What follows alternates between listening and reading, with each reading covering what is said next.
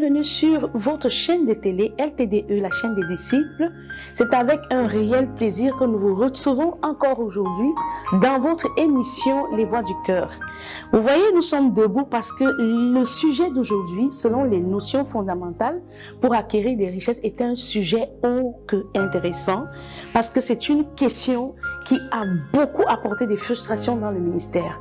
Aujourd'hui, nous avons compris que la richesse selon Dieu a des principes et nous en sommes au deuxième, le principe de comment acquérir des richesses. Installez-vous bien, vous êtes la bienvenue, ce sera intéressant, que Dieu vous bénisse. Mon chant d'amour pour toi, éternel,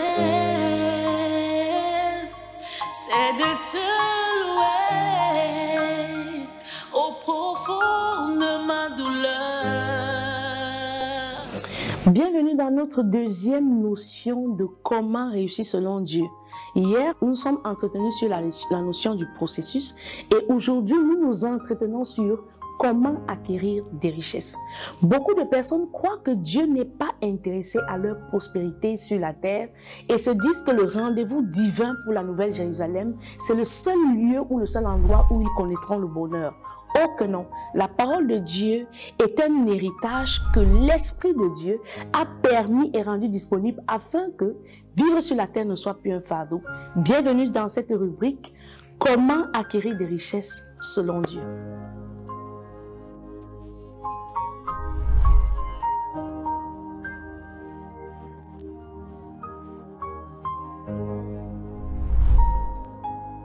L'émission de ce jour est fondée sur est-ce que Dieu permet que l'on soit riche pendant que l'on est un chrétien? Ou alors est-ce que l'on peut venir à Jésus avec ses richesses? Essayons de comprendre si Dieu est d'accord que tu acquières des richesses. Nous lisons donc aujourd'hui dans le livre de Job chapitre 1 du verset 1 au verset 10, je lis au nom du Seigneur Jésus. Il y avait dans le pays de Uz un homme qui s'appelait Job. Et cet homme était intègre et droit. Il craignait Dieu et se détournait du mal. Vous voyez ici, on comprend bien que la notion du processus est la fondation de la richesse selon Dieu parce que l'introduction du livre de Job nous présente ici Job étant comme un homme pieux, un homme intègre et qui craignait Dieu. Verset 2. Il lui naquit 7 fils et 3 filles. Il possédait 7000 brebis, 3000 chameaux, 500 paires de bœufs, 500 ânesses et un très grand nombre de serviteurs. Vous voyez bien que le fait de servir Dieu ne t'interdit pas d'acquérir des richesses. La notion de richesse devient un problème lorsque l'on ne sait pas comment réussir selon Dieu. Nous poursuivons notre lecture. Et cet homme était plus considérable de tous les fils de l'Orient. Imaginez-vous qu'on vous dise qu'un homme dont la richesse était telle que lorsqu'on évaluait l'Orient, on pouvait dire que Job était le plus grand homme, le fils le plus considérable de tout l'Orient. En effet, Dieu n'est pas limité à ce que tu sois un milliardaire. Dieu n'est pas limité, Dieu n'est pas contre la prospérité, contre l'acquisition des richesses. Mais nous allons continuer notre lecture pour avoir un savoir fixé à ce sujet. Ses fils allaient les uns chez les autres et donnant tour à tour un festin et ils invitaient leurs 3 sœurs à manger et à boire avec eux. Verset 5. Et quand les jours de festin étaient passés, Job appelait et sanctifiait ses fils. Puis il se levait de bon matin et offrait pour chacun d'eux un holocauste car Job disait « Peut-être mes fils ont-ils péché et ont-ils offensé Dieu dans leur cœur ?» C'est ainsi que Job avait pour coutume d'agir. Vous voyez ici que la richesse de Job a un caractère particulier. C'est que la crainte révérentielle que Job a envers Dieu, il amplifie cette crainte au point de sanctifier ses fils après chaque fête. Job avait peur que la relation qu'il a avec Dieu, la qualité de la relation qu'il a avec Dieu soit entachée par les fils que Dieu lui a donnés, bien qu'il était l'homme le plus riche, l'homme le plus influent de tout l'Orient. Verset 6. Or, les fils de Dieu vinrent un jour se présenter devant l'Éternel et Satan vint aussi avec eux au milieu. En fait, Satan vint au milieu d'eux. L'Éternel dit à Satan, « D'où viens-tu » Et Satan répondit à l'Éternel, « De parcourir la terre et de m'y promener. » L'Éternel dit à Satan, « As-tu remarqué mon serviteur Job?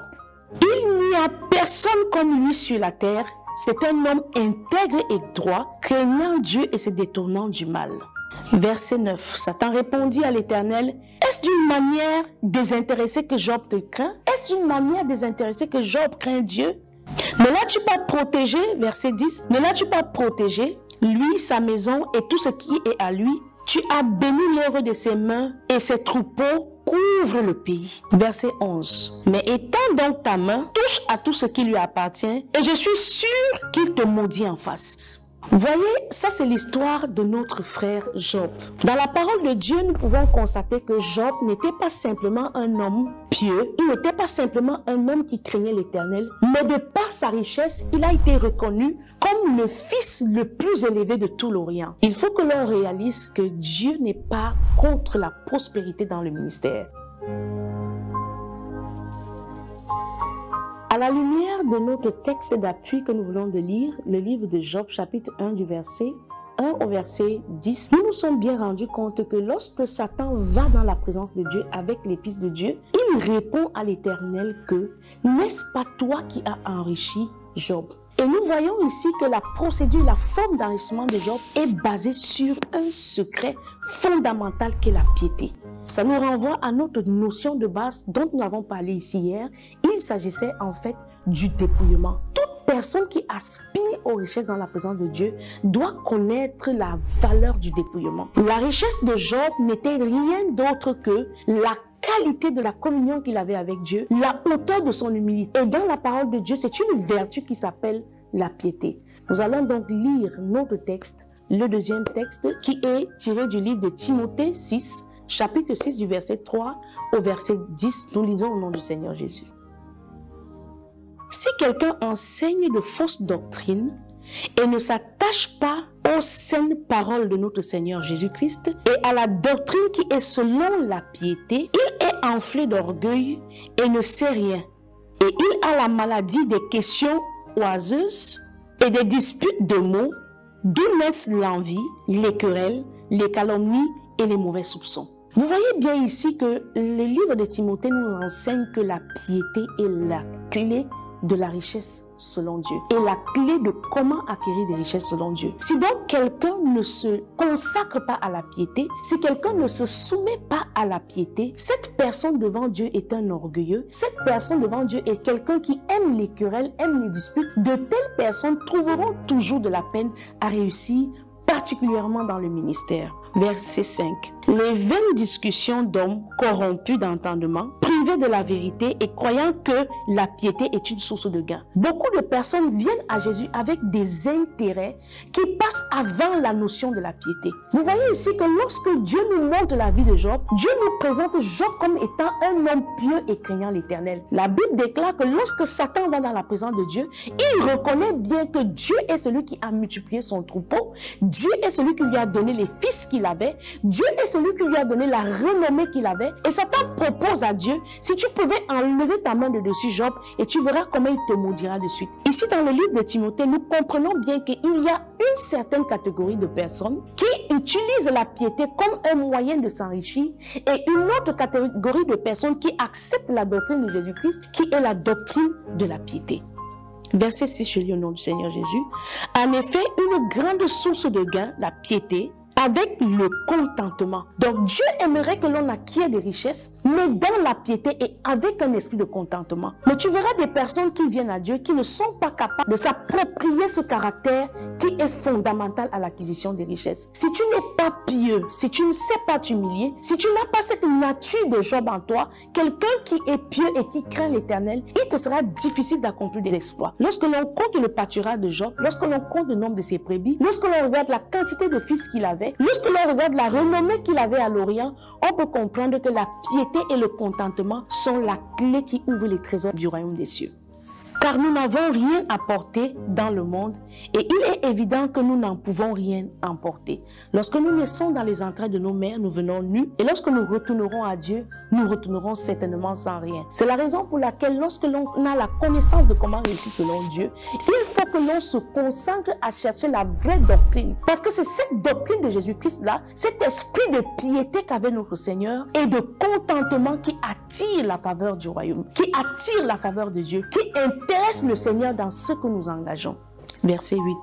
Si donc nous avons la nourriture et le vêtement, cela nous suffira. Lorsque l'on est quelqu'un qui est pieux et lorsqu'on a un esprit de contentement, on n'est plus ému par la quantité de biens que nous avons, quoique le Seigneur est capable de nous enrichir. Mais on a cet esprit de contentement-là, de dire merci à Dieu pour le repas que nous avons et le vêtement que nous pouvons porter. Mais ceux qui veulent s'enrichir tombent dans la tentation, dans le piège et dans beaucoup de désirs insensés et pernicieux qui plongent leur homme dans la ruine et la perdition. Lorsque tu ne recherches pas la piété et l'esprit de contentement, mais que par contre, tu ne marches pas devant l'Éternel et tu es habité d'un esprit de querelle, la Bible déclare que, dans le verset 9, « Mais ceux qui veulent s'enrichir tombent dans la tentation et dans le piège et dans beaucoup de désirs insensés et pernicieux qui plongent les hommes dans la ruine et la perdition. Car l'amour de l'argent est une racine de tous les maux. » Vous voyez donc que lorsqu'on essaye de lire la parole, on comprend bien qu'il y a une différence entre le fait d'aller acquérir des biens de manière spontanée et celui de marcher devant l'Éternel dans l'intégrité, dans la piété et le contentement. Lorsqu'on regarde le monde, on n'a pas besoin de faire un dessin pour comprendre jusqu'où la dépravation des mœurs laisse les parents qui ont connu la valeur de la famille, la valeur de l'intégrité sans voix. Parce que l'homme d'aujourd'hui est un homme qui est détourné de la notion de piété. L'homme d'aujourd'hui est un homme qui a ignoré la crainte de l'Éternel et il a embrassé de nombreux maux. Il a embrassé la ruine et la perdition, car l'amour de l'argent est une racine de tous les maux. Et quelques-uns, en étant possédés, se sont égarés loin de la foi et se sont jetés eux-mêmes dans bien de tourments. Maintenant, dans le ministère, beaucoup de personnes tirent sur les hommes de Dieu prospères et se posent la question de savoir pourquoi les hommes de Dieu qui prospèrent continuent de prendre l'argent des pauvres qui viennent donner dans les paniers des dîmes et des offrandes. Il y a dans la parole de Dieu un moyen par lequel l'homme peut marcher, acquérir des richesses, s'enrichir sans pour autant perdre son âme. Nous allons donc lire ce que la Bible déclare au sujet des hommes et des femmes de Dieu. Nous lisons dans le livre de 1 Timothée chapitre 6, verset 11. Je lis au nom du Seigneur Jésus. Toi, homme de Dieu, toi, femme de Dieu, fuis ces choses et recherche la justice, la piété, la foi, la charité, la patience et la douceur. Lorsque l'on est un serviteur de Dieu, voici les choses que Dieu attend de nous, les choses qui vont faire de nous cet homme prospère, cette femme prospère que nous désirons devenir, cette femme qui acquiert des richesses, des voitures, des maisons, tout ce qui peut parler à ton cœur. La Bible déclare que pour toi, homme de Dieu, pour toi, femme de Dieu, fuis l'amour de l'argent, fuis la course à la richesse, mais concentre-toi sur ces choses-là qui attirent l'attention du Dieu qui a la capacité de t'enrichir, comme il a fait dans la vie de Job. La Bible déclare que ces choses, c'est quoi? C'est la justice, c'est la piété, c'est la charité, c'est la patience et c'est la douceur.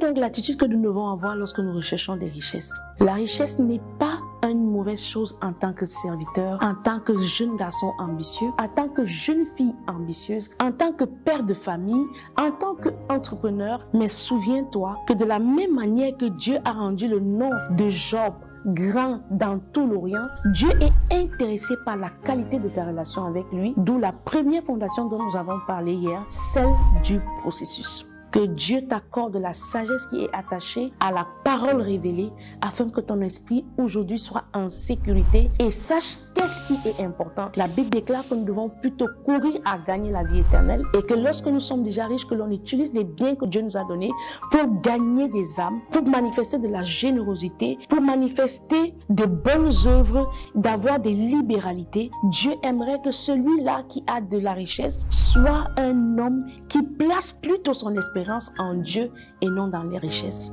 Que Dieu vous bénisse. Mon chant d'amour pour toi, éternel, c'est de te louer